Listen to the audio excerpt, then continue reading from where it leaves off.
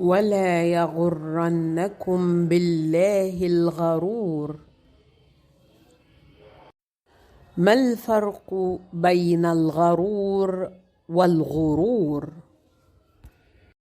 الغرور بفتح الغين يطلق على كل ما يخدع كالمال والمنصب، وأعظم مخادع هو الشيطان.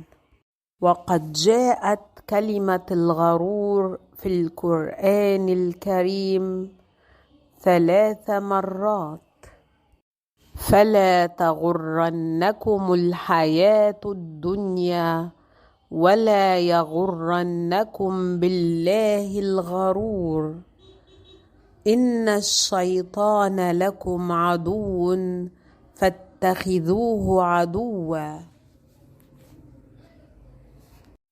فلا يغرنكم بالله الغرور أي لا يخدعكم الشيطان بتزيين المعاصي والتسويف في التوبة.